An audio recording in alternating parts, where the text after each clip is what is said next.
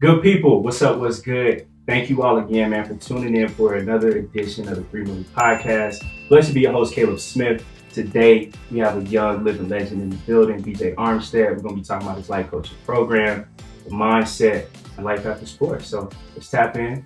Stay tuned. BJ Armstead. Today, we'll be talking about life coaching, how to become the best version of yourself, and life after sports.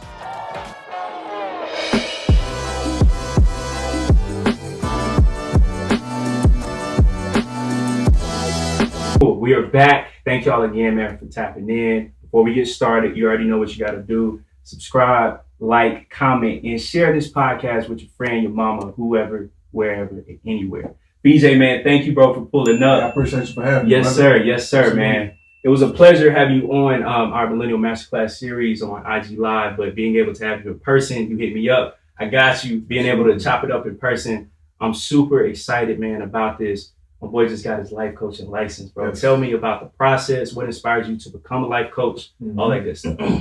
Well, I mean, I've always been in positions of mentorship, positions of leadership, man. And, just being able to help people, that was my biggest thing. I've always been able to pull the best version out of people, and I think we all have a certain level of potential inside of us.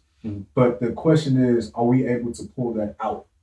Right. And when you go through life, there are so many distractions that we have that force you to not only see the potential that you have, but not be able to pull it out. You don't want to, right? You become something that you're not, and you become a magnet of doing things that somebody else is doing. And that's what you don't want to do. Don't ever strip yourself of your own uniqueness. Ever. Yeah. That's the worst thing you can do. Is strip yourself of your own uniqueness. This thing right here is called, your thumb, but it's also called a fingerprint. Yeah. Nobody's fingerprint is the same. Nobody. That's Nobody. Deep. So everybody has their own level of uniqueness, their own level of doing something that only you can do. Right? And if, like I said, I always say this, if there was something on earth that you could do that someone else can do just like you, you wouldn't exist. You wouldn't be here. It's pointless. What would be your point in even being on earth? Yeah. Right? So there's something that we all do that someone else can't do just like we can. We all bring something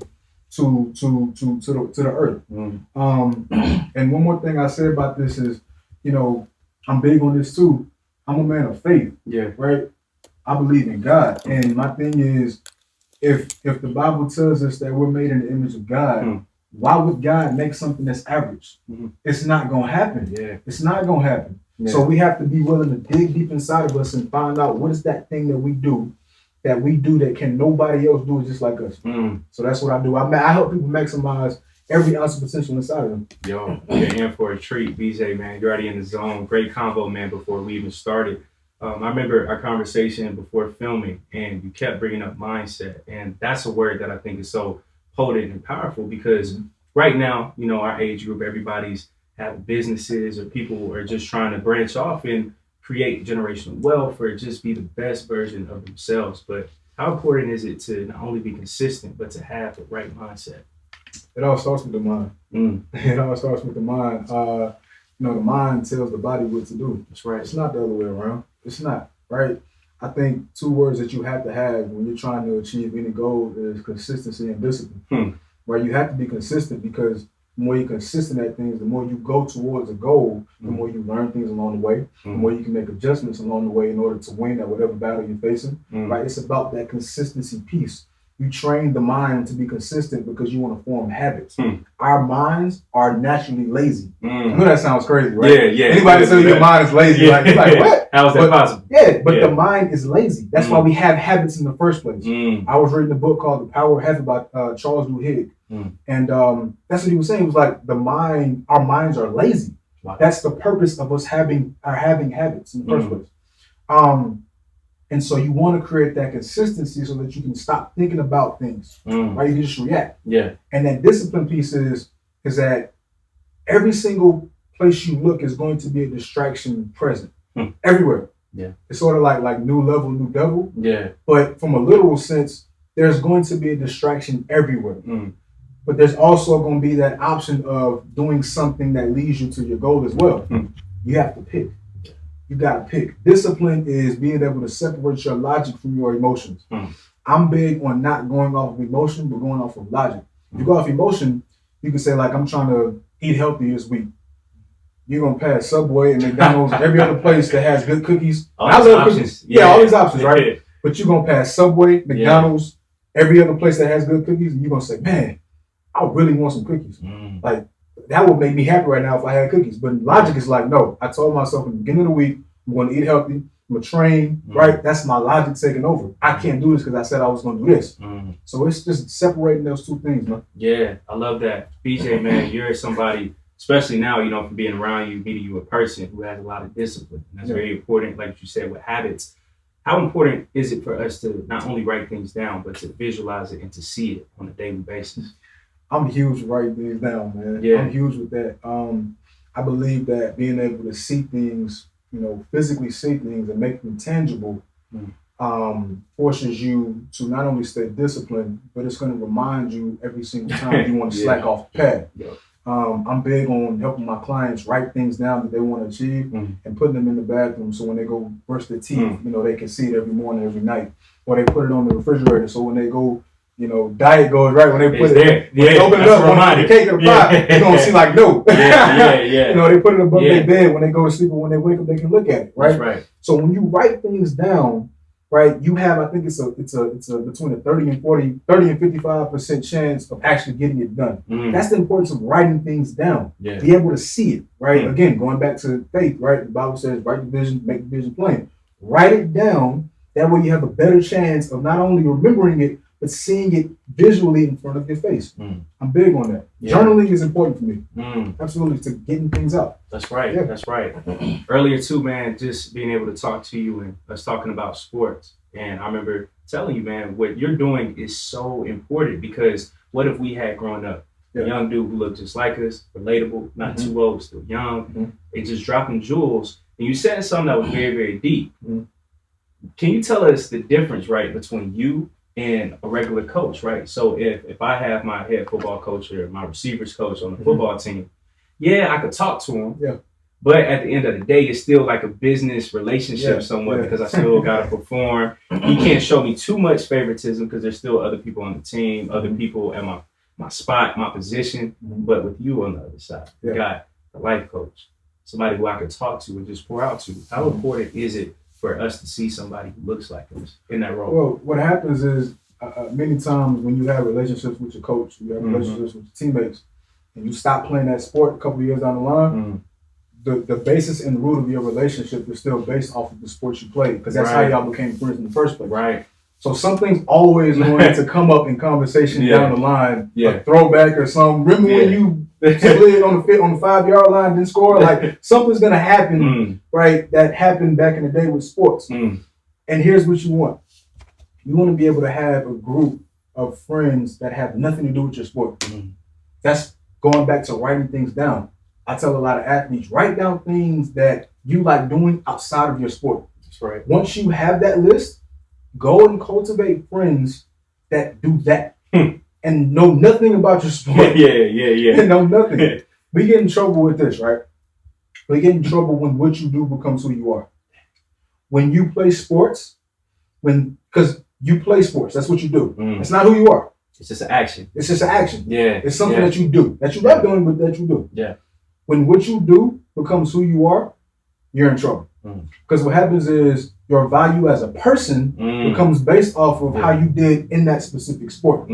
So with me, like I experienced that when I was younger, right? Where as a baseball player growing up, you know, you perform in baseball based off your performance. You're either talking to your friends or you're not. If you didn't do well in sports, you're not talking to your friends. If you did do well, everything's good. I had it with my parents. My parents were the same way. Where it's like, yo, if I did well in baseball, we were good. We were good. We were going to movies. We were going to eat. Going whatever. Let me go 0 for 2 and make 2 errors at shortstop. We might not talk for 2 weeks. That's just how it was, though. That's a lot of pressure for my athletes. And that's where I come in, where I'm like, I don't care what you did on the field or on the court. I'm here for you regardless. Not only that, but I'm helping you become a better version of yourself personally. We'll talk about the athletics. But personally, let's talk about how you can be better as well. So there's a lot of pressure, man. And I think specifically, you know, in our communities, because of our lack of resources, we're only available to do certain things. And I think what's put in front of our face is what we aspire to be. So when we are shown LeBron James, Lamar Jackson, Pat Mahomes, you know, a lot of the other athletes, Floyd Mayweather, a lot of the other athletes, we want to be that. We don't see anything else besides, you know, sports. Yeah. So we have to be willing to look outside and think outside the box. That's why I come in. Yes, sir. I love that, man. And right now, man, there's so many black athletes of color who feel like, yo, the only way how I can make it out of my current condition and situation is by running up these numbers on the football field, baseball field, basketball court, whatever. And it's always something physical. Yeah. And it's like once that physical component is snatched from us, we don't have any trades, we don't have any skills. And then somebody like you, you're showing them, yo, you can make money. You can even be a young entrepreneur by just chopping it up with people, by having game, all that. How do you sharpen your skill set? Because, bro, you play baseball, so I already know you were probably studying all the greats. But when it comes to life coaching, you can kind of carry that same mindset. But who do you study now when it comes to that field? Well, my team, I have a phenomenal team, you know, and that's big because, you know, the people that you're around, like the tribe, determines your vibe. You know what I'm saying? And so you have to be willing to surround yourself with greats and be willing to surround yourself with people who make you better. I posted something on Instagram. By the way, follow me on IG. Oh yeah, we already know we're gonna plug that in. DJ the Visionary. yeah, you already know we're gonna plug that in. DJ the Visionary. But you know, I posted something on IG where I said, you know, a man, his biggest flex is his woman. Like your biggest flex is your woman. But to hop off that for a minute, your tribe determines your vibe. The people you walk with is going to determine how far you walk and where you walk. So you have to be willing to surround yourself and make the sacrifice. It's going to be uncomfortable at first because you're going to be the I don't want to say dumb, but you're going to be the less intelligent person, the least intelligent person in the entire group. But hey, you're going to get better.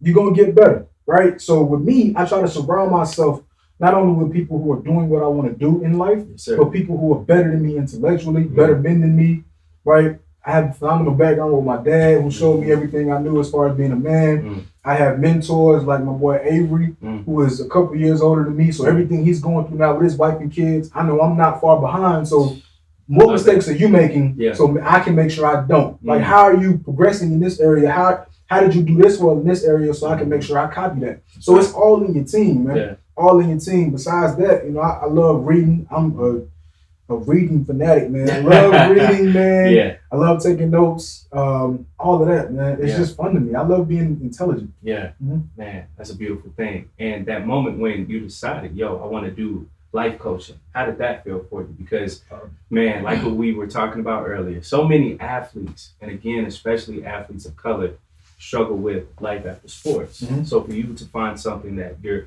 still passionate about, still around sports, how did that feeling feel? Like, yo, I finally have a second purpose now. How was that? I think it started back when I educated myself on the difference in who you are and what you do. Got it. So in my room now, I have like a cross, or like I guess a lowercase c if you want to call it that, where on the vertical, I write down what I love. So I write down, you know, what I love, and we'll just say sports or baseball, for example, right? Or the mental side of baseball. I use myself as an example. So I'll write down where I am right now and how far up I want to go. So in essence, that's what I want to do in life, like for a job.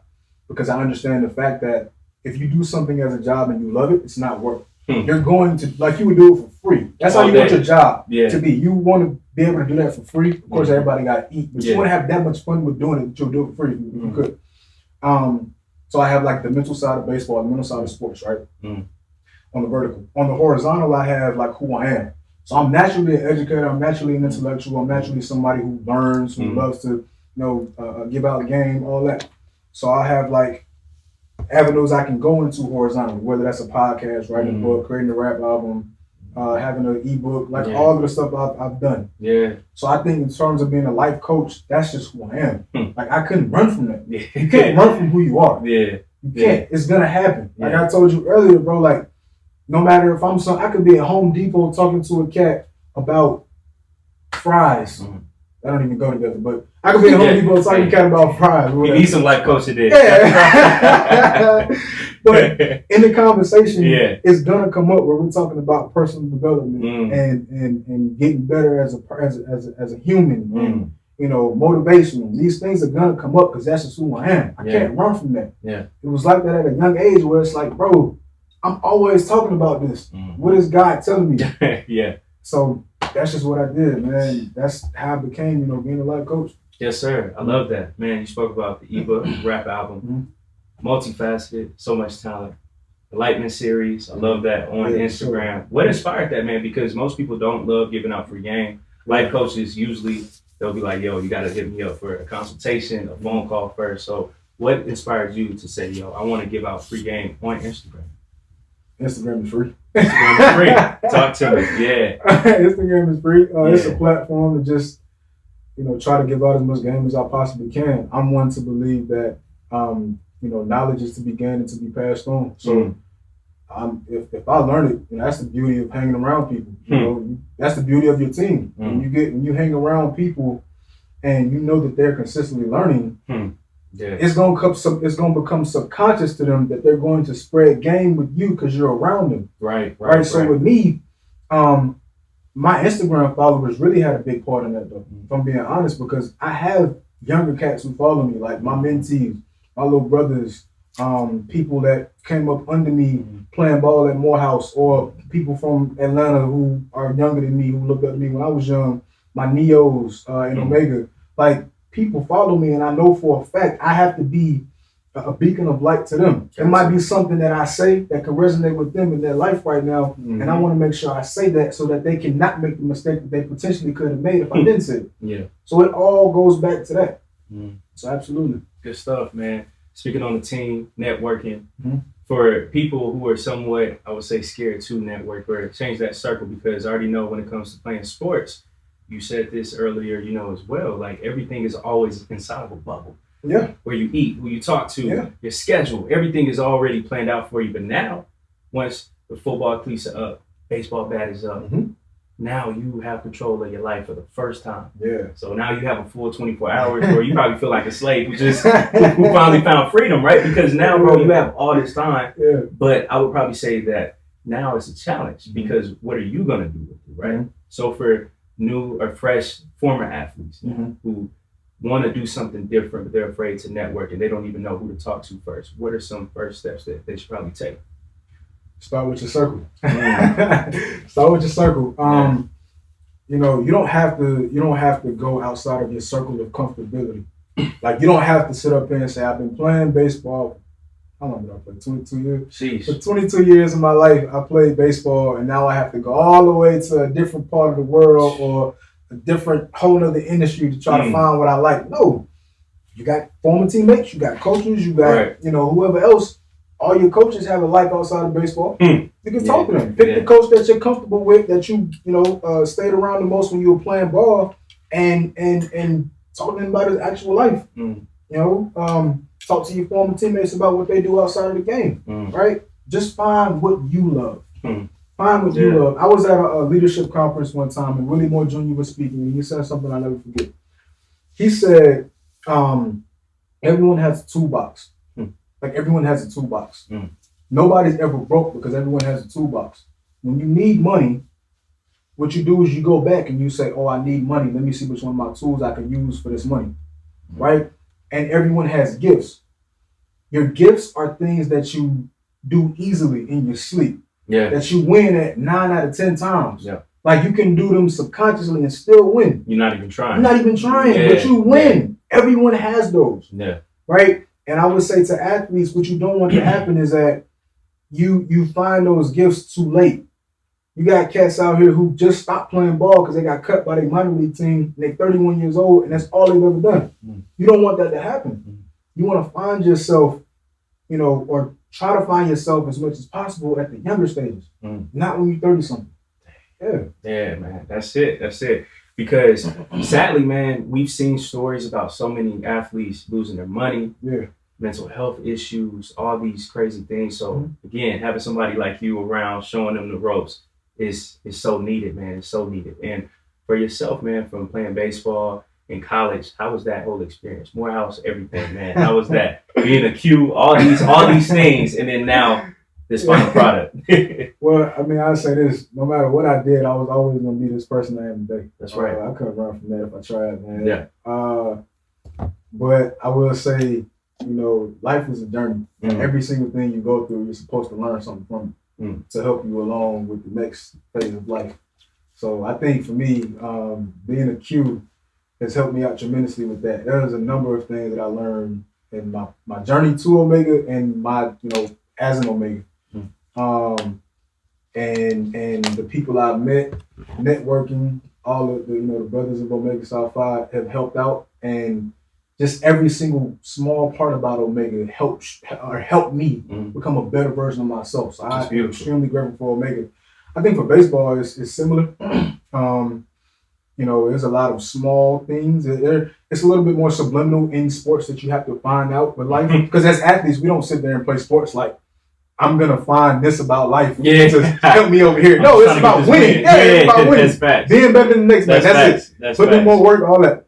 But when you sit down and you think about baseball, and you think about the fact that it's so symmetric. Like you playing first base, and first base is the person everybody throws the ball to get the out. Everybody has a job. Yeah. Second base, from home plate, it's a long distance, but from first base, it's a short distance. Shortstop, from home plate, it's a long distance, and from first base, it's a long distance. Third base, from home plate, it's a short distance, and from first base, it's a long distance. Everything is symmetrical, and they all have a even distance from all of the outfielders. The catcher is a person that calls all the plays, the captain of the infield. The coach has a job. The assistant coach has a job. The pitching coach, the hitting coach. Everybody has a job to do, right? So in baseball, there are so many subliminal things that you can learn from, and that's why I love the game, man. That's why I love it. So there's a number of things I've learned from baseball, as well as being in the frat, as well as other things I've been through in life. Yeah, man. That's good. And bro, from you playing baseball, we spoke about this, man, again earlier. That was like a podcast too,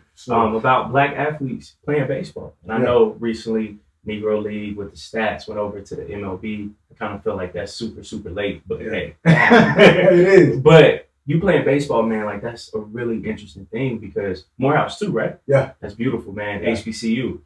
How can we get more young black men and people of color to get involved in baseball? Because you already know we love basketball, we love football, but baseball, that's where all the money's at. So how do we do it? That's a good question, bro. I think exposure is one. Being willing to go back into the community and sort of allow our young black men to see the many things we've learned from that. And I think just having fun with the game, man. I will admit, I played baseball for I'm 25 now. I played baseball for 22 years of my life. I'll be the first one to tell you. It's a boring game to watch. If you don't know nobody playing, you're going to be bored. It's long. It's hard, man. So, but I think just being able to enjoy the game, find some sort of enjoyment in the game, right? Find something that you love about the game. I think with that, but and baseball is a expensive game to play. When I was younger, I did an interview with New York Times, and they asked me why is it that a lot of black people don't play it, and I'm like, well, you got, first of all, you're using wood bats. Every one of them costs $150, and they can break it anytime. And when they break, you can't take it up. You gotta get another one. Wow. So you gotta have at least 2-3 of those in your bag. You gotta have a glove. That's another at least $200. You gotta have cleats. You gotta have other things. So there's a lot of things that you have to buy in baseball to make it more expensive to play. But I just think, like anything else, if you found enjoyment in it, you find a way to play it, right? Whether you don't have to use the most expensive things. So I think it's exposure. I think it's finding, enjoyment in the game, and just overall love and seeing the impact that it can have in your life. I love that, and I already know, man, with baseball, that tenacity that you had in that, you probably, still have it now, man, with this. For former athletes, how do you carry that work ethic that you previously had for football, basketball, baseball, soccer?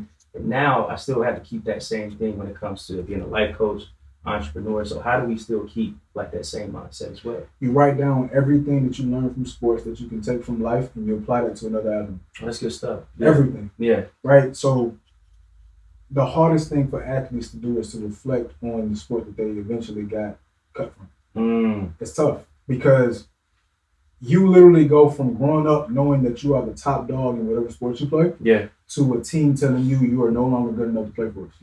That is tough, especially when that's the only thing you've done your whole life. So it's like saying I'm not good enough as a human being. You're not good enough as a human being. You start taking it personal. Especially when, again, when what you do becomes who you are, your value as a person becomes based on that thing. That's the difficult part. So I think it's tough, but you have to be willing to look back on how was I as an athlete? What is it about me that made me good in my sport? Write that down. Write down the characteristics that made you good in your sport and apply those things to life. It's tough, but you have to do it. But I think, like I read my favorite book of all time. Shout out to Tim Grover, man. My favorite book of all time is a book called Relentless. Okay. Relentless is a book that really goes in detail about the mentality of Kobe Bryant, Dwayne Wade, and Michael Jordan. I think I heard of that. Yes, my favorite book of all time. And in the book, he says, what's the difference between the star athlete, a multi-million-dollar successful businessman, and a criminal? He said there's no difference. They all want the same thing. They're all extremely ambitious, hardworking. They all want to be the number one, right? They're all, discreet. They all have discipline. They all just put that same thing into different avenues. They're the same people. So what that told me is, as a former athlete, I can take what I learned from baseball that make me good, and I can transfer that into a different avenue in life and be as successful as I was in baseball. So I think you have to be willing to write down everything that made you good in your sport and transfer that to a different avenue. Relentless. Talking about people like D-Wade. Tim Grover. Yes. Shout him out. Talking about people like Kobe, D-Wade, Michael. Yes. These people are built different, mentally built different. Even, man, criminals. I tell people, like, they're really entrepreneurs, but they just had to find a way. Different avenue. But they're super ambitious, like what you said. And it's something about them just being wired differently. And honestly, bro, especially when it comes to MJ and Kobe, I felt like they were not afraid to fail. And that's something that's super dangerous when you're fearless, right? Relentless is cool, but being fearless is like even scarier, right? You being around athletes, pressure, like we spoke about, if you're playing at UGA, playing baseball at Morehouse, it's pressure, right? How can you tap into them and show them, once you drop all the expectations and all the fear, you said this earlier about having fun, how do we go from that stage of being fearful of, I can't miss this shot, I can't strike out, no errors, to I'm gonna do my best and already know that I'm gonna kill it? How do we get from there? So pressure, I'll say two things. The first thing is pressure. The definition of pressure is when you are afraid of the after effect of failing at something. That's facts. That's pressure. Not having pressure is whatever happens, it doesn't matter because it doesn't affect the aftermath of the specific thing that I'm about to do. Right. That's not having pressure, right? I think with pressure, you start to, because a lot of this stuff is connected with like mental health, right? Anxiety. That's a big thing with pressure. Because with anxiety, I have a nickname for anxiety. Anxiety is your body's response to a fearful future. Like you are afraid of what could happen as a result of this thing, the outcome of it. And with pressure, it's the same thing. And what you want to do is not ignore the pressure. I think many times we choose to ignore the pressure and say like, no, I'm not afraid. I'm good. It's good. Like, bro, come on. I see your hand shaking. Like, no, you're good. But now that you've understood, like I feel like pressure physically, and I feel it. Try to figure out why you feel it. Like, why do I feel pressure?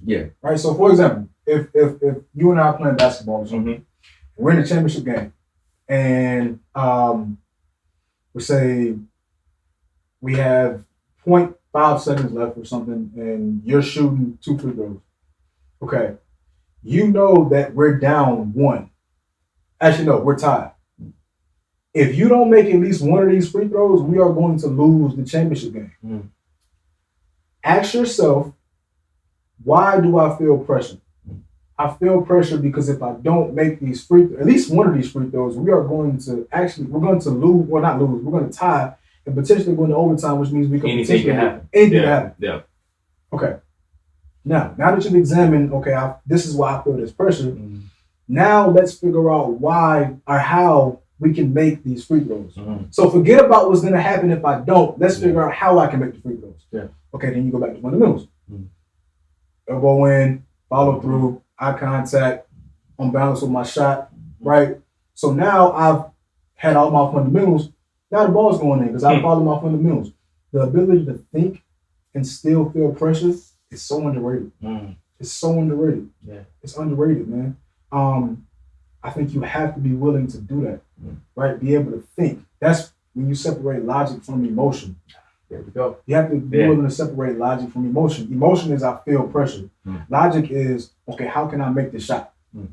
Like, forget about the emotion. Yeah. How can I make this shot? And with something else I was about to say. Oh, that's what I was about to say. Also changing the perception on pressure. When you think about, because I do a lot of coaching as well as far as like actual baseball and softball coaching, which I think I'll be coaching baseball prior to the day I die, because that's just it's so fun. Hey, so look. Yeah. But so a lot of times when you're in practice, you're having inter squad games, you have two teams, and coaches say, the team that loses, y'all got 10 hills, or y'all got run poles or laps or whatever, sprints or whatever. Yeah. Instead of saying that, say the team that wins gets free whatever. Because what happens is you change the dynamic of the game. Instead of saying I can't mess up because if I mess up, I'm going to run, you're saying let me be creative and find other ways to win. Because if I win, I get this free whatever. It's a goal. It's a goal. So it's different. Yeah. Change the perception on the pressure. It all starts in the mind though. That's all it is. Starts in the mind. I love that, man, because what you're doing with bros, that's amazing. Talked about that last time he was on the podcast. Mental health, man, that's such an important thing. And, you know, when it comes to young athletes, they deal with a lot. Yeah. You know, when it comes to the parents, schooling, trying to get that scholarship, all these things, man, at one time. Yeah. How can athletes and young athletes in particular stay cool and just try to be the best version of themselves? Because I already know, man, you know, playing sports, you get stuck in a box. Yeah, you go. So how do you just stay level-headed all the time? You find something outside of your sport. From a personal standpoint, you know, what really made me want to start working with athletes in the first place is at 16, I felt that pressure for the first time. Yeah. Well, not for the first time. I would say that climax at 16. But I think athletes are groomed at a very young age when they're successful at their sport to only play that. You get praised for doing things well in the field, and things that you don't do that have nothing to do with the field, no one cares. So you have to be willing to number one, do things outside of the field, but have friends outside of the field too. So from a personal standpoint, I started playing ball at probably 3. And, you know, I was praised a lot for playing sports. By the time I was 10, I was getting a lot of recognition around Atlanta. By the time I was 13, I was drafted. Like everyone knew, like, yeah, he's not going to college. He's getting drafted. There's no way he's going to college. At 14, 15, we get into starting on varsity and playing with other age groups and playing on these national teams and all this other stuff and having scouts and coaches at the game all the time. At 16, I moved to a different part, you know, and play with other people, and I'm uncomfortable because I'm playing with people who don't look like me, and I'm still required to perform even though I'm extremely uncomfortable. Not only am I uncomfortable because of what's going on the field with my teammates and there's no one that looks like me, but I can't talk to anyone about that. I can't. Yeah. So what I did was I attempted suicide 3 times. Right? So that's my story because I feel like I had no way out. So you have to be willing to have people in your corner that don't even care about sports. They don't care about that. They only want to see you for you. I don't have any yet, and a lot of these younger athletes aren't going to have any either, but a great example is kids. If an athlete has kids, these kids don't care about the fact that you just threw 3 picks. I'm trying to hang out with my dad. Yeah, I want to see daddy. I'm going to jump on daddy's back. Like, nobody cares if you struck out 5 times. And he's still my pops. Yeah, you still pops. Yeah. You know, so from that example, like that's what you want in like athletes, but you want that from a different perspective for the younger guys. You gotta get, some friends that don't care about your sport, man. Hang around some other people, not just your teammates 24/7. Yeah, good stuff. And that includes parents. Going. That includes parents too. Yes, because parents are sometimes the worst ones. They see their child doing well in sports, and they get the big head and say he's at going to the league. At 5 years old, he's like, yeah, he's going to the league. He's 5. He can't even compete. Like what? So it's like, so it's like. He's not going to the league tomorrow. So you stop allowing that child to have a childhood, and you start bringing in all of these adult responsibilities. By the time he turns 16, he's burnt out. So that's just what it is. That's what it is. BJ, man, you were in the zone. You've been in the zone for like the past few hours. I sleep in the zone, man. I love it, man. I love it, bro. I love it. Man, as someone who has faced adversity, how important is living life, man? Because I know, like, facing death, that can be extremely scary. But on the flip side, one's appreciation for life, it can be completely different now, right? Yo, how was that? Living life is amazing, man. I think you have to be willing to live in the things that you love. Right. You have to live in what you love. I think people, we grow up now and we think that we have got to struggle in some part of life in order to feel the other side, and that other side is heaven. That other side is what we really want to do. It's not the case all the time. You don't have to do that. Bro, go into what you love. Yeah. Right? You can live in that. It's okay. No one is going to judge you because you are doing things that you love doing every day. Like, do that. Be happy. You have to understand, people, we live life like we coming back. Like, we live life like we don't, like, we know when we're gonna die. One of these things. We don't know that. Yeah. We live life like we get a second chance, and we don't. You gotta be happy while you're on earth. And you have to be intentional about being happy. Yeah. You have to. You don't have a choice. Like, you don't have a choice. Yeah. If you're not happy, then you gotta find some people who you can hang out with, or find something you can do that will make you happy. So living life is essential, bro. Yes, sir. Yeah. Yes, pressure's always gonna be there. It's always gonna be there. If you want conflict, that's just how the world is. If you want conflict is always gonna be there. But you can also choose that other option that's always gonna be there as well, called happiness, or doing something that makes you happy. Right? So that's what it is, man. Yes, sir. Love it. Bros, last time, man, we were on the podcast, Millennial Masterclass series. If you guys haven't seen that, make sure to tap in. It was a great discussion. Yeah. You being a part of that, being the life coach, I'm like, dang, man, BJ is like out here changing the world, man. Coaching baseball, softball, it's just beautiful, beautiful to see. What inspires you to get involved in the mental health space? Because it's young black men, that's something that's now is being talked about, but just a few years ago, man, it was very, very quiet. Yeah. So now you're being involved in that. Explain that for me. Well, that started out, my mother, man, she was, shout out to my mom, that's my best friend, man. Yeah, I love it. She had been doing mental health since the 80s. Really, she had been doing that really, since the 70s, really. And I grew up, I was born in 95. So as soon as I came out the womb, I was like, we going to the case, going to, you know what I'm saying? Going to DJJ, DFAX, all that. Out the womb.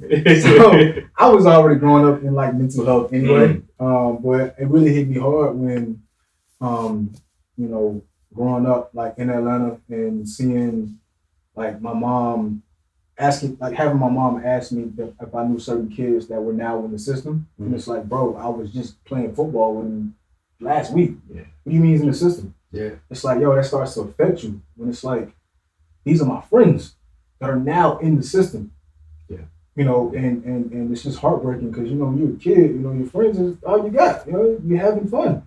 Brothers, man, pretty much. Yeah. So that's just what happened. That's just what happened with that. But mental health has always been a part of me, man. Especially from someone who's dealt with it, personally as I have. Yeah.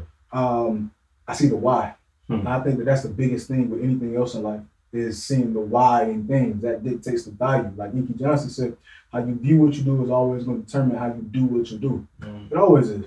You got to see the why in things, man. So that's why mental health is like, that's what I do, man. Yeah. I love it, man. Speaking on the why. So often, man, we always hear people say, find your why, find your why. But a lot of people don't say how to find your why. Yeah. How should we find our why? How do we do it? You have to, first you have to think about the signs. You have to be close to well, I'll say me personally. I'm extremely close to God. We have a phenomenal relationship, God and I. And you have to be willing to listen to God, and you have to be willing to pay attention to the things that God's telling you when y'all speak. Meditation is extremely important as well. Digging deep inside yourself and clearing out the world. Be willing to do that.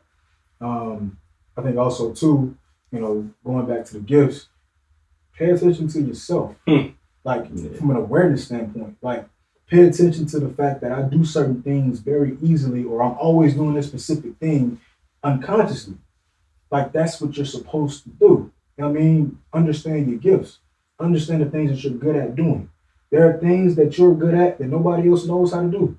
There are some things that you might talk to somebody that you love doing and they have zero idea even exists. Yeah. So be willing to educate that person on that. So it's a lot of ways, man, of finding out like the thing that you love doing. You just have to be willing to be aware. That's the key, is awareness.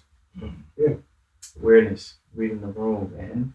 BJ, man, you're somebody who's super calm too, bro. Yeah. How do you stay cool? Because there's potential life coaches who could be tuning in, or young entrepreneurs. How do we try to stay poised? Because it is a lot of pressure, but still, you still got a social life, loved ones, partners, whoever, wherever. How do you find that balance between the work, between being a life coach, entrepreneur, coaching the kids, for sure, man. bros, the ebook, rap album, all that stuff? How do you find the balance? And I would probably say, man, a step further, like finding that peace, because that's a big thing, man, as well. So how do you do it? Well, I think, just being willing to calm yourself down. I think that's a gift and a curse of ambitious people. Is the ambition and us wanting to go a million miles per hour and being willing to take a rest day. Like, I'm gonna be honest with you. Being laid back and calm and tranquil is a part of my personality. I'm just a natural laid back guy. But it's hard sometimes. Like, it's harder for me to take a day off than it is to put the actual work in. I feel you, bro. It's hard because your mind is thinking like, and you still thinking about it. Like, I'm resting, but I could be doing this right now. Like, yeah. So it's hard, man. But you have to be willing to again have that discipline to say like, yo, it's time to take a day off. Got you. But I think, man, you have to be willing to just calm. Just be calm. Just calm down, man. And listen. If you're going a million miles per hour and you're talking, if you're talking, you can't listen. You're talking. Yeah. Right? And you have to be willing to chill and listen to things. Listening is extremely important, externally as well as internally. So you have to be willing to listen to yourself. There are a number of things that we do well as people that we have no idea about because we have not listened to ourselves. You got people who are 30 years old who have never listened to themselves. Like, never. And as a result, they don't know what they can do well. They don't know what their gifts are. They've done everything that people have told them to do. Whether it's go get a job somewhere, take this course, go to this school, talk to this girl. Like, they've done everything that other people want them to do in the way they've lived their life on account of other people. And they haven't lived life on account of themselves. So you have to be willing to listen to yourself and ask yourself, what do I want to do? And whatever I want to do, let me do that. Because when I die, I'm going to be the only person in my casket. Let me make myself happy. Right? And then after we straighten that out, we can figure out the other stuff. That's good, man. That's good. Because staying on that same point, I know that there's probably people who's tuning in, and this is millions of people it's the same monotonous thing. Going to work Monday through Friday, 9 to 5. And those same people, they might have brilliant ideas, like billion-dollar ideas, and those people might be trying to take that risk of doing the business full time, but they can be afraid. What words of inspiration and encouragement could you tell them possibly on taking that chance? At a young age, I asked, because my mother's an entrepreneur as well. Oh, that's beautiful. One of the top entrepreneurs I've ever seen in my life. That's beautiful. So is my dad, and it also runs in my family with my grandfathers. Both of them were entrepreneurs. It's already in the blood. Had their own businesses, multiple businesses. And so I asked my mother one time, I say, like, why is it that everyone don't have their own business? Like, why is it that everyone can't have their own business? And she said, some people they're not comfortable with entrepreneurship. They don't want that. They're comfortable working with someone else, partnering, whatever they do. So on that topic, I think entrepreneurship is not for everyone. Yeah. But ownership is. That's right. Ownership is. You gotta own something. You have got to own something. That's right. There should be something that you can do that no one can tell you how or when to do it. You have to own something. Own something. It no matter if you work for someone else. But if you want to be an entrepreneur, or if you are afraid to take that leap into entrepreneurship, I would say, don't let anyone control your own dream. That's right. So the things that you do well, that you love doing, don't allow anyone to control you and control when you do that thing. You do that. You call the shots. If it's something that you love doing, you have to make sure that you are in control of that. Create that. You customize that. It's all on you. Yeah. It's all on you. I like it, man. As a life coach, a young one too, bro. A young one. Here in Atlanta, what has been, I would probably say, the most exciting experience yet of being able to connect with people, consult people, listen to the stories, and know that you're constantly pouring in value to them? That's easy. I think seeing people reach back to when they were children and seeing them bring back an experience that forced them to be how they are in adulthood. I had a client the other day that reached back so far into something that was told to her by someone she trusted, and she just broke down crying because it affected her that much and forced her to make decisions in adulthood.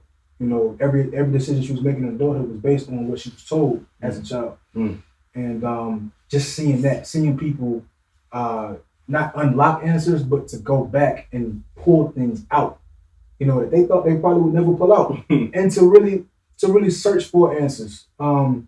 I always tell people I don't have the answers to everything, but if I could show you how to find it, I'm good with that. I'm happy with that. I'm not going to sit up here and tell you what to do, but if I can force you to think about how you can figure out what to do, I'm good. My day is made. I'm happy, right? So I think with me, that's my biggest pleasure as being a life coach, is seeing people pull out things from their childhood, or pull out things. Oh, this is why this happened, because I was like this over here, and that's why I make this decision. Like, I love that. That's what I love. So that's just what floats. That's what floats me, man. It's like a floating feeling when you experience that as a life coach, helping someone. Yeah, that's selfless, bro. You said something that was very deep, and I think you probably didn't even see it about. I don't know everything, right? Yeah, and that takes so much humility, man, just to take a step back and be like, I know something, but not everything, right? Not everything. How do we constantly stay humble, right? Because I already know how it is sometimes being an athlete, graduating from school, grad school, being part of this org, working over here, the album, the ebook. You can get like a pretty big head, right? Like, I'm out here killing it. But how do you stay humble, though? How do you do it? It's a constant quest, man, to be better. I live by the midnight rule. Shout out to Jenk Thompson, by the way. It's another one of my favorite books. Is Compete Every Day. If you haven't read that, please go get that. It's on Audible. It's on paperback, all that. Jenk Thompson is a beast, man. But he has the midnight rule, where he talks about people not allowing their previous day to bleed into the next day. It's a new 24, huh? So it's a new 24. So everything good or bad stops at midnight. And then after midnight, it's a whole new day. That's beautiful.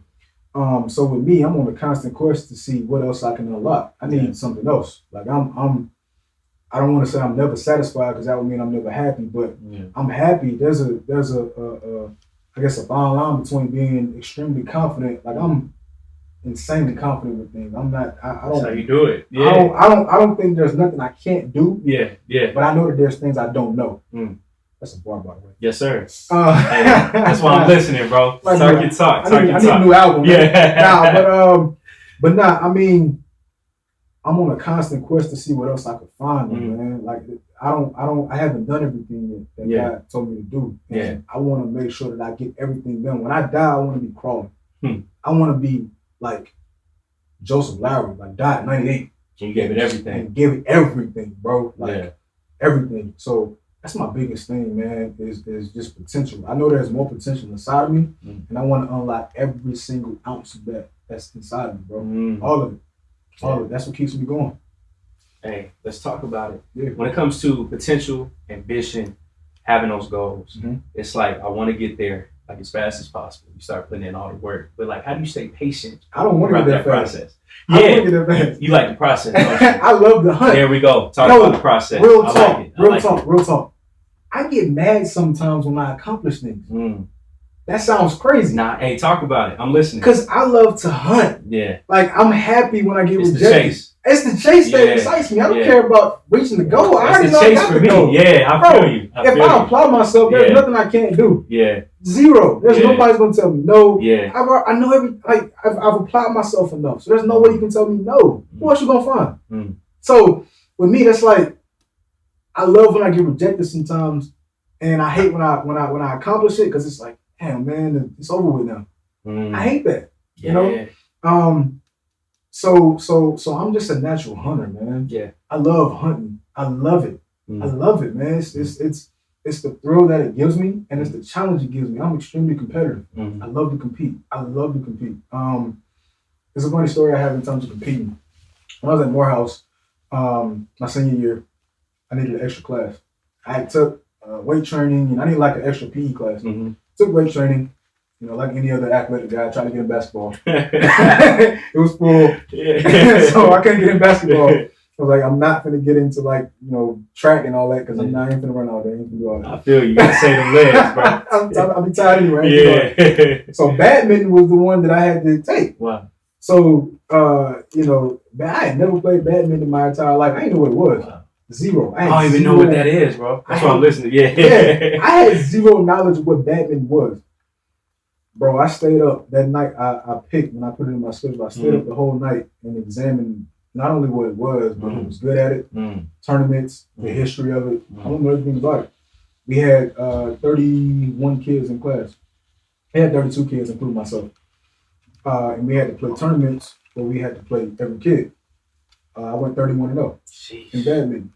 And, you know, I'm just that competitive where whatever it is, bro, I don't care what it is, bro, you're not going to beat me.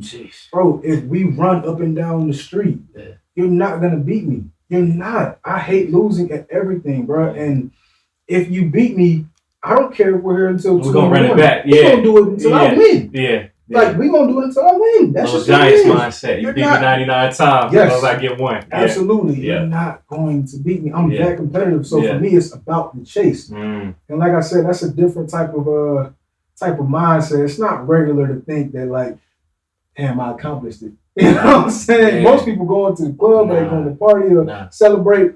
I don't want that, man. Like, I actually like, you know, not accomplishing it. So this is what it is, man. It's selfish, but nah, it's not. Nah, bro, BJ, man, like you saying that's different, because I think I was on a podcast last week and we was having the same conversation about the process, right? Yeah. And by you saying that, that's something that's extremely interesting, because I think that failure teaches us lessons more, right? Yeah. And I remember America's Game. There was this docuseries on NFL Network. I used to watch it all the time as a kid, and they did one, I think, on the '96 Packers. Brett Favre won the Super Bowl, and he was saying that after they won, he was kind of like disappointed, because he was saying, just like what you said, what's next? Because he was saying during the playoffs, the regular season, I love the preparation. I love not knowing, thinking and believing that, you know, we might win, we're going to win maybe, but then playing that team, or playing against Steve Young, or playing against Drew Bledsoe or whoever, and saying, yo,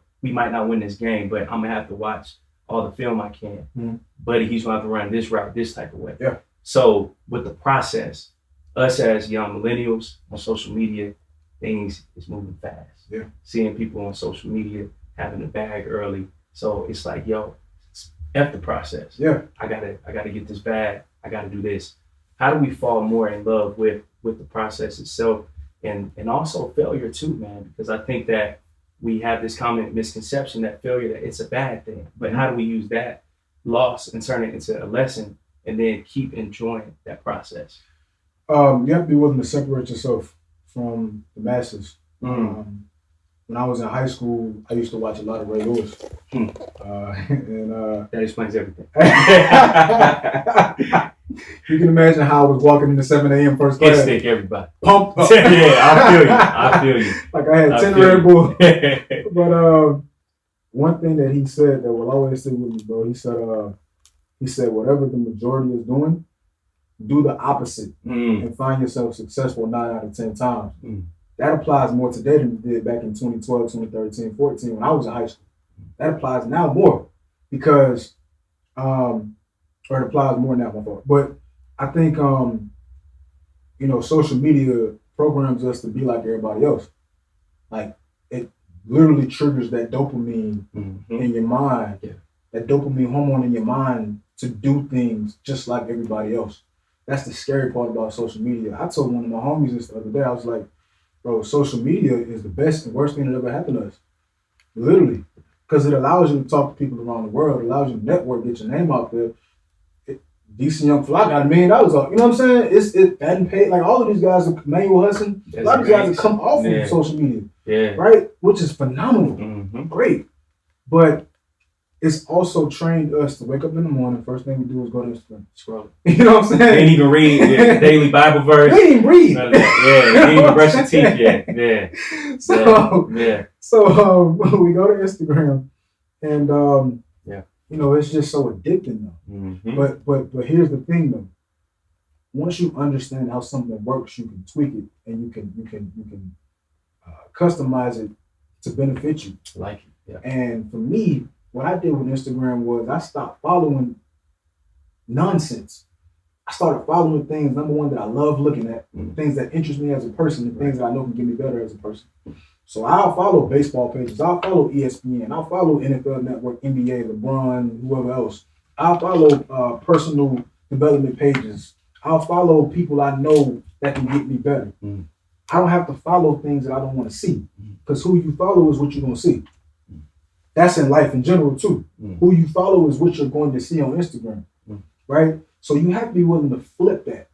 You got to flip that, right? And not be willing to be like everybody else, but be willing to customize IG and other things in life to go towards the direction that you want to go into, so that every step you take, you're getting better and you're seeing things that you want to be, right? So it's like FOMO is real, bro. FOMO, fear of missing out, is real. I call it 5J, like fear of being judged, because that's essentially what's happening. Yeah. Is you're being judged. You have to be that strong as a person to say, man, I have that much confidence in myself to be myself and only myself. And as long as I'm myself, the right people will be around me because they're going to be attracted to me and they're supposed to be in my life. I don't have to be something else to attract a certain person. Yeah. Love this conversation, man. BJ, one of my biggest pet peeves, you said it. People not being themselves. Yeah. Because earlier, man, talking about the thumbprint, fingerprint, DNA, it's only 1-on-1, right? Yeah. But at the same time, from social media, from comparing each other, it's like, I'm not this person. I'm not at that level yet. So how do we get more comfortable with being in our own skin? Well, I think a lot of that starts with who's around you. It starts with your environment. I think when you're told enough times that you're doing something wrong, you're going to change it. It's only right. Yeah, you're going to change it. It's natural. You're going to change it. I think... So if you're in an environment where you're doing things and people are saying, this is wrong, you shouldn't do this, you shouldn't do that, then naturally as people, you're going to want to make adjustments to fit their needs, to make them happy. But you have to be strong in order to say, listen, I don't want to do this specific thing. I want to be me over here. It's like a rat race, bro. It's like, a rat race. It's like a rat wheel, like a hamster wheel, I mean. If you're running on a hamster wheel, like you've seen a hamster run on a hamster wheel, that continuously running, running and running and running and running and running, and not going anywhere. Right. And that's how like people are when we try to be something that we're not. You're never gonna please people because people can wake up on Monday and love you. People can wake up on Tuesday and say, well, you're terrible. People can say, BJ is not doing anything with life right now. He's staying stagnant. I don't know what he's doing. Why is he even here? Like, bro, you were trash. Same person on Tuesday can say, yo, I appreciate what you said to me, man, the other day, man. It really helped me out. It's like, I appreciate it, but I know I'm so strong with this right here and up here that I only hear this. That's it, right? That's it. So I think you just have to be strong up top, man. Yeah. I love that. Man, you have the rap album. It's dope. Played it. Listen to it, man. You talking about consistency, hard work, faith, man, tell me about what inspired that album, man, because the music that we have out, man, today, man, Sid, we was just talking, I think the music video of the Throw Baby came out like yesterday. I was looking at it, and yeah, you know, it's cool and all, seeing the baby, city girls, all this, booty. It's cool. But at the same time, I'm like, yo, there's no substance, right? Yeah. And you, with your album, there's substance. Talking about things that's tangible that I can apply right now, today. No shade, but Throw Baby, like, that's not tangible for me, right? But you have something that I can play in the morning, I can listen to. What inspired that? So I'll say this. My pops was a DJ in the 80s in Atlanta. He was one of the hottest DJs. Yeah, bro, he does a lot, man. Yo, he does. He's a Renaissance man. I call my mother Superwoman. Yeah. I call my dad Renaissance man. That's dope. That's dope. But he was one of the hottest DJs in the 80s growing up. He was DJ Cool Breeze. So, you know, I got parents in Atlanta. Sound like a dope old school man. Yeah. Ask about DJ Cool Breeze. That's what's up, man. That's what's up. I'm son Cool Breeze. But Baby Breeze. Yeah, baby. Yeah, you know, yes. So I was raised off of like the old LL Cool J, the old Run DMC, the old Cool Herc, Sugar Hill Gang, Rakim, early Nas, what else? Those rappers, Kane, Big Daddy Kane, all that, right? Eric B, like the guys that actually were fighting, Chuck D, the guys that were actually fighting for something. So that leads into my top 5. Let's talk about it. Got Nas first. I like it. Jay second. 9 times out of 10, if I'm listening to music, I'm listening to one of those two. Nas and Jay. Nas, Jay, let me see. Nip. I know he's gonna say Nip. Nip is definitely up there. So if you're gonna say Nip, I already know who's gonna be honorable mention, probably Rick Ross, maybe. Rick Ross is definitely honorable mention. Yeah. Absolutely. Yeah. I love J. Cole. Yeah. Message wise, you know, I love J. Cole. Yeah. I'd take somebody who was slept on because he's not big, but talks about substance. Ace Hood. Oh yeah, Ace hey, Hood. My brother Zach, shout out to you. Yes. Hey, that's one of his favorites, top 2 for him. So yeah, Ace Hood, somebody understands. Ace Hood will have you wanting to get out here and run through a brick wall to accomplish whatever it is you want to accomplish. Yeah. Because him as a man, his story is so remarkable. Underdog. He's not big at all. Underdog. He's not absolutely underdog, 100%. But I would say that inspired me to write it. But what really inspired me to write it is I was coaching baseball one day, and one of my outfielders came up to me. He said, I said, the problem, man, is that y'all don't have like any substance now with music. Like y'all don't have anything that's teaching y'all something. Yeah. Y'all just have the nice beat and the guys are just mumbling over the beat. Yeah. That's it. It sounds good because they have a nice beat and they're riding the beat. It's melodic. That's it. It's melodic, yeah. And I said, what y'all need is like, you know, Nas, Jay, Tupac, Big, somebody like that tell you stories, that can teach you stuff, something like that. He looked me dead in my eye. He said, Coach, Lil Baby really better than Tupac, for real.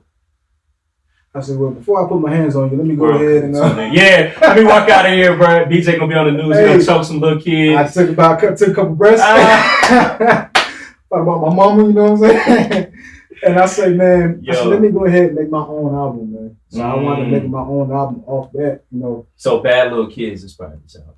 We can go that. You know what I'm saying? I'm that competitive. It's so like, I'm going to show you something. Yeah, I'm that competitive to where it's like, bro, I'm going to show you that I can do what the guys are doing that you listen to. Just for you. Just for you. And I'm going to make something. So I got the best beats. And I said, I'm going to make something that you can learn from. So it's going to sound like the guys you listen to, but it's going to say something better.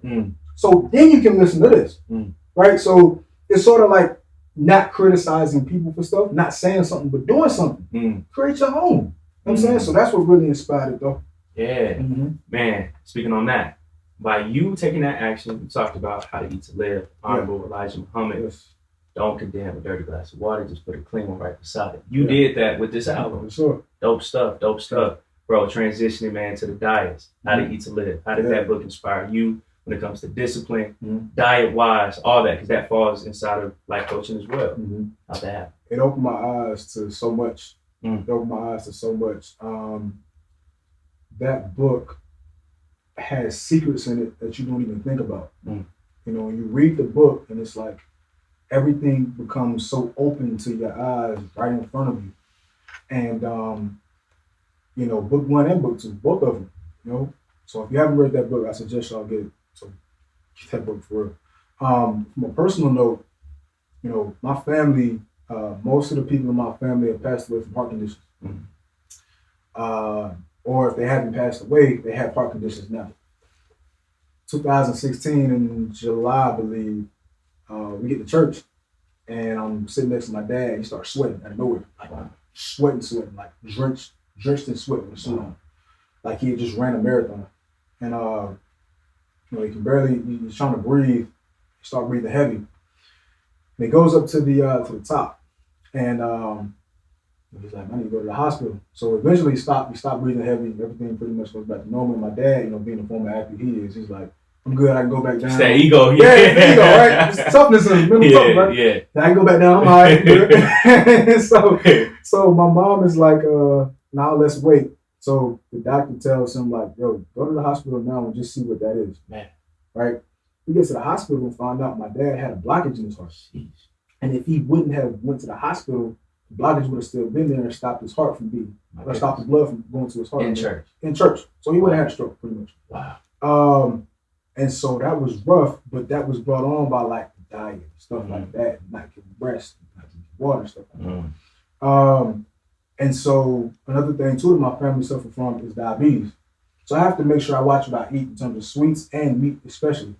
I think another thing too, from a scientific and knowledgeable standpoint, is everything you eat is connected to how you think. Jeez. Everything. Yeah. You have to be willing to eat from the ground. I can't stress that enough. I said that in my book.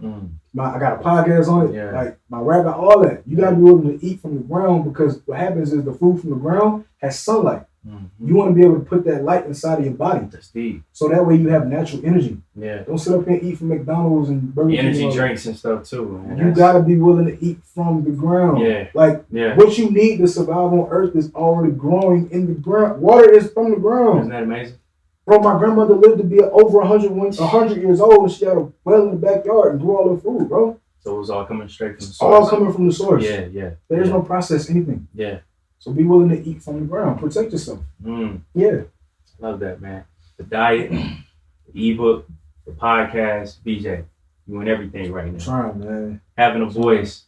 How does it feel, man, to express all your thoughts and to share with people through the ebook and also through the podcast as well? How's that been for you? It feels good. I understand that not everyone likes, one specific thing. Yeah. Like different people like different things. So Yeah. one person may love reading, another person may like listening to music, another person may like hearing podcasts. I just want to make sure I tap into enough avenues for people to hear what I'm saying. That's the biggest thing for me. Knowing how to spread, my message across a long way. You know what I'm saying? And just reaching more people, being creative. For me, that was a process that I don't rap.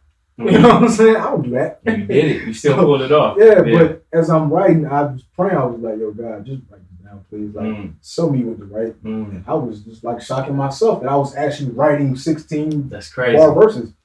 And it was sounding good. Like, I didn't even think you was going to do that. But, you just have to be willing to stretch yourself and be more creative.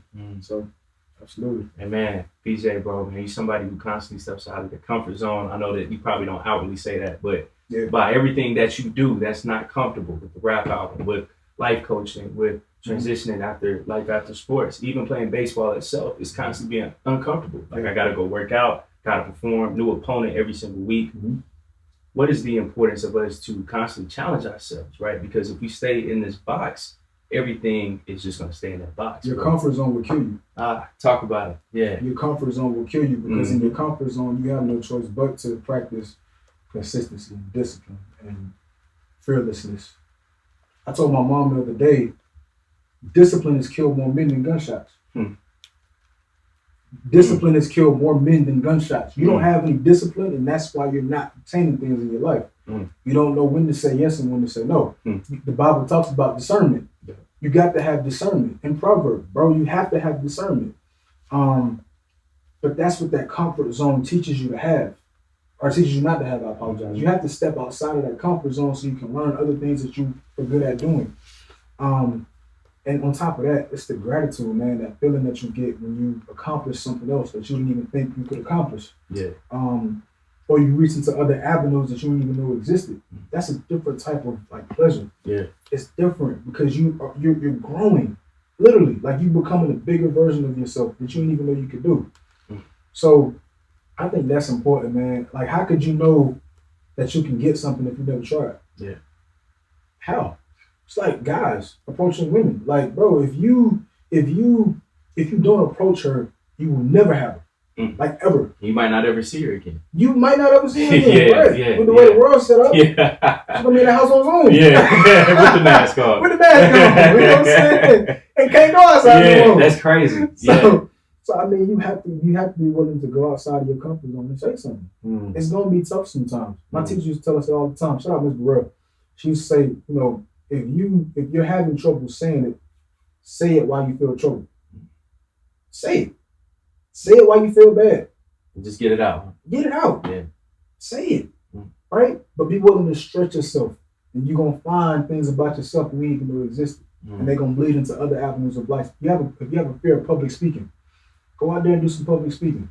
Just get it over with. Go out there and do it. And you're going to find what works for you to help you get through it. And then you're going to apply that to a different avenue in life. So now when you have that job interview, you can use those same things you did to help you with public speaking in that job interview. That's what it is, man. I'm listening. I like this. So earlier, man, we spoke about embracing the fear, right? But now let's go further in that moment, like itself of public speaking in those free throws. What do you tell yourself, like directly in that moment, right when it's happening, before I utter that first word, public speaking or being on camera for the first time? I tell myself it doesn't matter if I mess up. There we go. I literally tell myself that. Back to failure. It doesn't matter if I mess up. Like, if I mess up, I'm just going to get some please. And like, it goes on. It goes You'll on, forget bro. later in the Like, day. I have enough friends and I have enough mentors and enough of my parents who don't even care. Like, I don't care if you mess up. What is that going to do? You're still my son. You're not going to be my son if you mess up. You know what I'm saying? We're going to just destroy your birthday. Stand outside. You know, change the locks. Yeah. So that's what it is. But I just tell myself, man, it doesn't matter. One of the biggest pieces of advice I got was from a podcast called Thoughtful Force Podcast. If you're a baseball player, go listen to that podcast now. I'm going to check it out. And what they said was, you know, in terms of, you know, times that, you know, you feel pressure and the game is on the line, when you're working out, yes, you should feel, you know, pump yourself up. They gave up on me. Anything you can pull from to force yourself to go harder, use that motivation, right? And when you're in the weight room and when you're working out, when you get in the game, it's like, if I mess up, I already worked. I did all the work. I put the work in. Let's go play. That's it. That's literally what's going through my mind. That phrase is going through my mind. I've literally put all the work in I could. Let's go play. And then we play. Play is the key word, though. Let's go play. It's not a fact of the matter of, oh, I'm about to sit up there and screw up and everyone's going to be mad at me. No, not at all. I put the work in. I see what I need to do.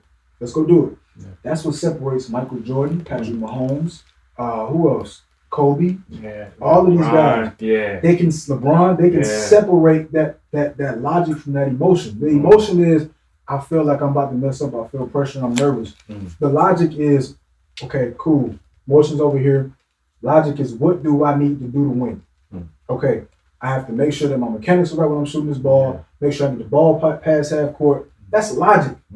I'm thinking while I'm in the action of doing something. I see what you're saying. So it's not all being scattered. I don't even feel the emotion. I'm just going strictly to logic. And your mind has to be strong enough to handle that. Yes. I like that. Absolutely. I like that.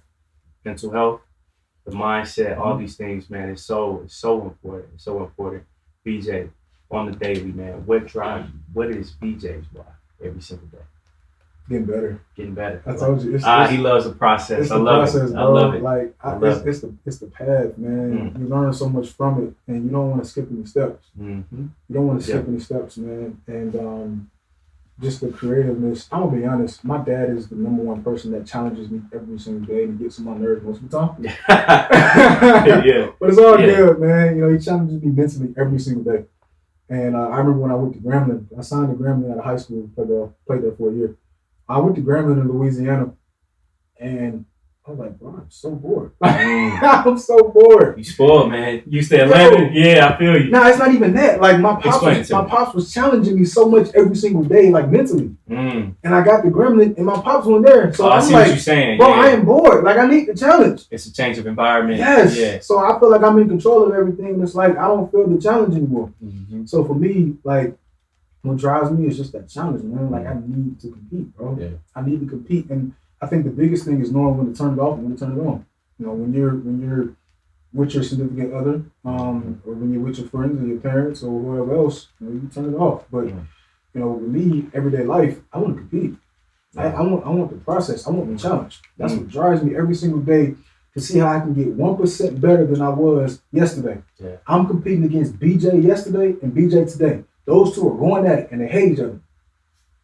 They going at it. It's Lakers and Celtics, bro. It's Bird and Magic. Yeah. You know what I'm saying? It's that. It's the rivalry. Yeah. And they going at it. Because BJ today is trying to find out how he can get 1% better than BJ yesterday. So that's what it is. That's what drives me, man. Competition. Talk about it. 1% better, man. You spoke about it on your Instagram too. I love that because you broke down the process. Like it's not this big monumentous thing where I have to do all of this in one day. 1% is something that's so tangible. How do we make our goals more tangible? How do we break them down? Because New Year's resolutions and all these ideas are so big that if you fall short, it's like, yo, I got to give up because it's too big. But instead, breaking down to weekly, daily, how do we break down all those goals sometimes? Be willing to compromise. You're not going to get from all the way. You're not going to get from LA to Atlanta in 1 hour. I see. Even on a plane, you're not doing that. Yeah. So you have to be willing to compromise. Okay, how can I do this today? We're going to work on this for 2 days. We're going to work or a week. We're going to work on this the next week, this the next week, and this the next week. Before you know it, you look up and you all the way over here. You're killing it. You're killing it. You got to be willing to go slow with the process. Patience. So I have like signs in my bathroom and signs in my room and everything all over the wall. Yeah. And one of the signs I have in my bathroom is intelligence requires patience. Like intelligence requires patience. You have to be patient with yourself. Don't think you're going, because what's going to happen is if you're not patient with yourself, you're going to expect so much out of yourself. And when you don't accomplish that, that's when the anxiety comes. That's when the depression comes in. That's when the anxiety comes in. The stress comes in. The sadness comes in. Yeah. Now you're overwhelmed because you didn't accomplish this. Now it's, I'm a big failure. I can't believe I did. No, your goal was something you couldn't reach. You have to be willing to minimize that goal. Be willing to take the small steps. Right? And that's what you want to do. That's it. Yeah. That's it. You transferred Grambling State, Morehouse. A lot of former athletes transfer schools, changed environments, man, for people right now who might be playing a sport, baseball in particular, transferring. What words of advice do you have for them about going into a brand new school, brand new environment? You got to ingratiate yourself, new teammates, new people on campus. How do you do it? Know your strengths, know your limitations, and be so concerned with yourself to where the environment barely impacts you. So I had a saying when I was in high school, probably my junior year, might be senior year, where I started really coming into myself at 17. And I told myself, I can go to the worst school in America right now and I will be the same as that person. Because what's going on around me has nothing to do with me. Like zero. Right? If I know that I'm that confident in myself and I'm here for a specific reason, and write down your reasons why you're going there, then you can focus that much more on why you're there, and what's going on around you will not affect you. Shiloh for me was the perfect place for that because there was so much going on at Shiloh. There's a running joke me and my homeboys have that went to Shiloh with me. We were like, bro, you are never going to be bored at Shiloh. It's going to be something every day. Every single day it's going to be something. And I remember at Shiloh, we used to have like fights all the time, man, all the time. And like almost every other day, literally. And sometimes we had I remember one day we had 4 girl fights, like only girls. Like 4, only girls.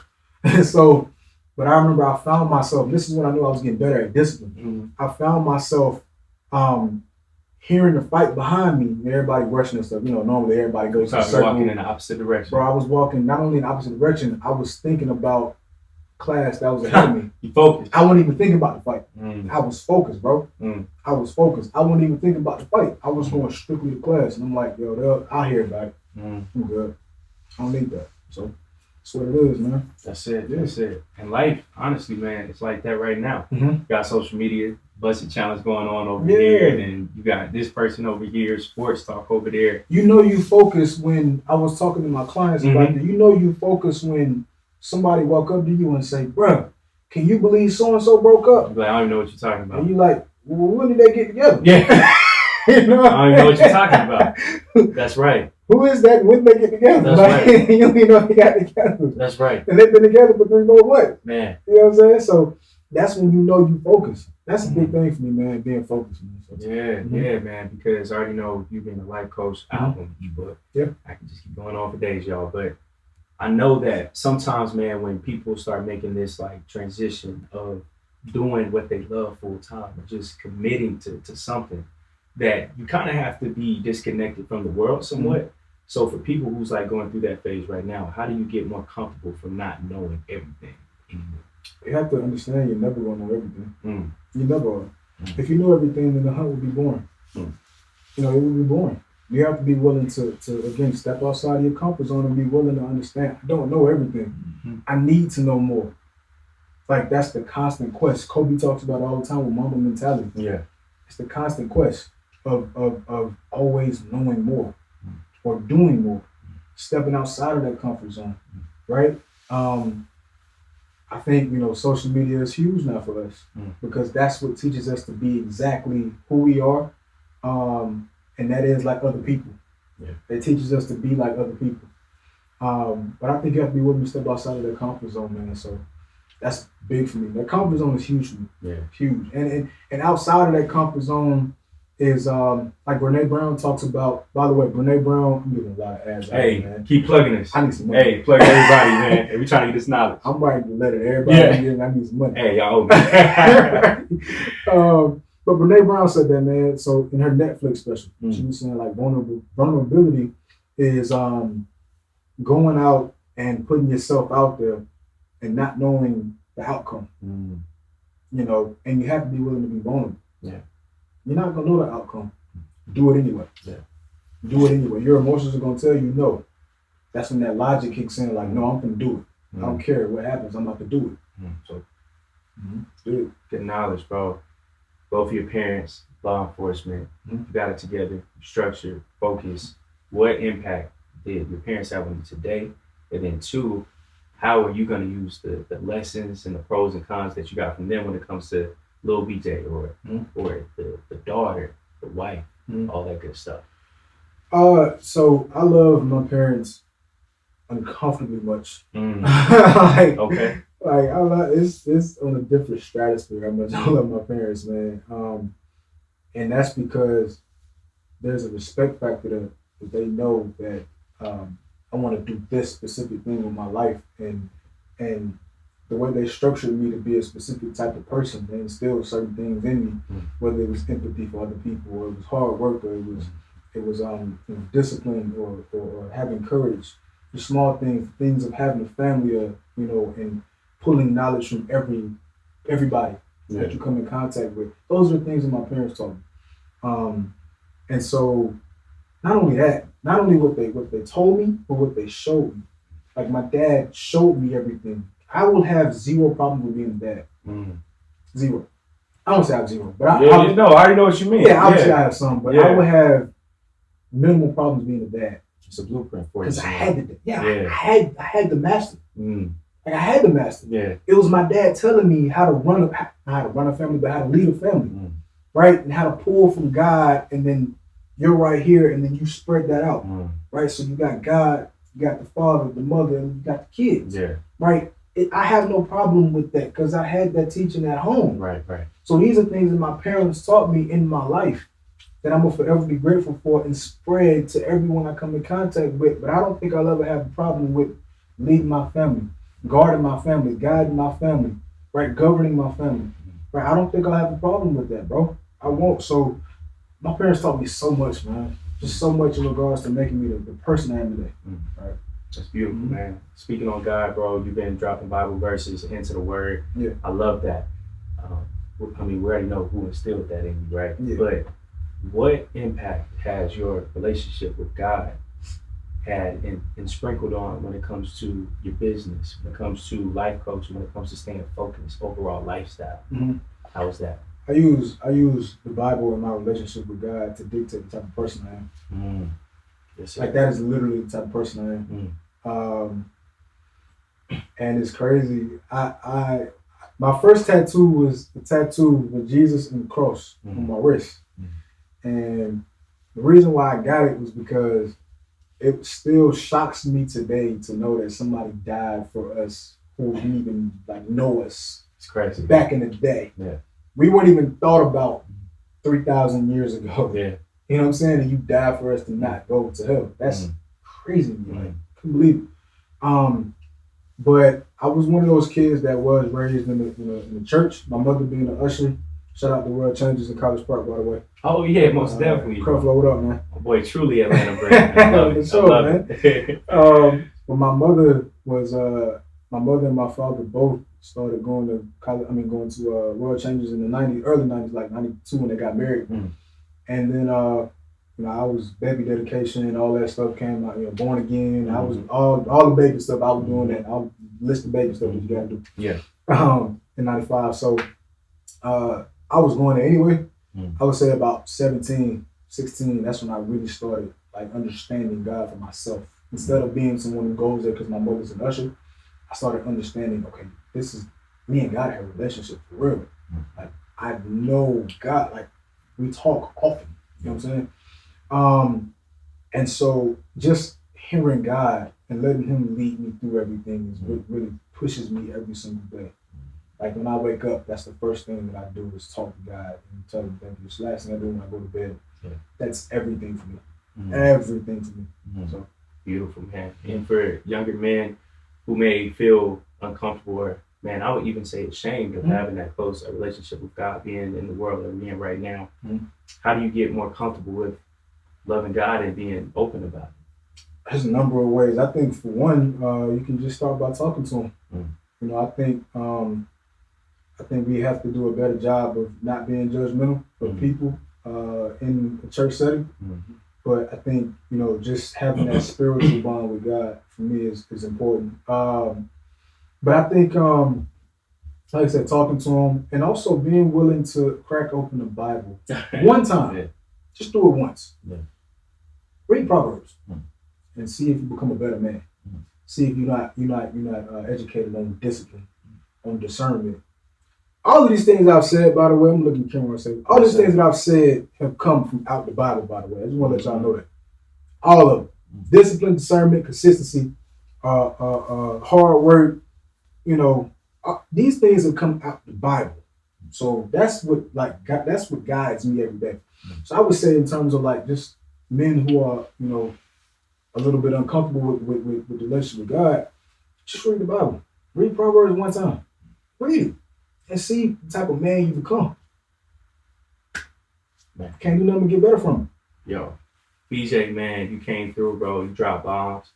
Before we even started filming, he was killing it, man. Yeah. BJ, bro, thank you, man, for your time. But before we bounce, where do you see BJ? Where do you see your brand, life coaching, everything within the next 5 to 10 years?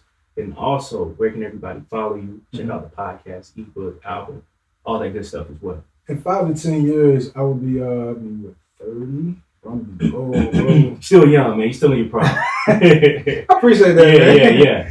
But I'll be 30, so I will be already out of grad school. I will be Dr. BJ Armstead. I already own my business now. I own two, as a matter of fact. One is Apollo Sports Counseling, which is a nonprofit where we mix the two concepts of mental health as well as athletics for high school and college kids, and younger as well. But I also own a company by the name of Mind and Body Athletics, where we mix in the physical as well as the mental side of athletics. So I'll be running that. That will be close to $1 million company, if not already $1 million company by the time 5 to 10 years from now. And just living life, man. Being happy with life. Yeah. That statement I believe is so underrated. Just being happy with life. So go ahead and follow me, man, at BJ the Visionary on IG, Twitter as well. I don't do Snapchat for real. I don't have a MySpace no more. I know some people probably got MySpace. I ain't got one, I promise. Trying to think what else. Apollo Sports Counseling on IG. If you're an athlete, follow me there. So yeah, man. Yeah. That's it. Yes, sir. Man, BJ, bro, keep doing what you're doing. It's needed. Keep shining, keep going, stepping out of that comfort zone. Mm-hmm. We need that, man. Thank y'all so very much, man, for always tapping in, supporting the platform. Once again, my name is Caleb Smith, BJ Armstead, living legend, as y'all see. Make sure to follow him, hit him up if you need some life coaching. If you know any kids, athletes, man, contact this man. He's right here in the city of Atlanta. Show him love, most definitely. But subscribe, comment, share all of our content. And also, man, subscribe, man, to BJ's podcast. Check out his album, everything. Man. Everything is on my IG. Tell him. The podcast is on there. It's on the, what's the link tree?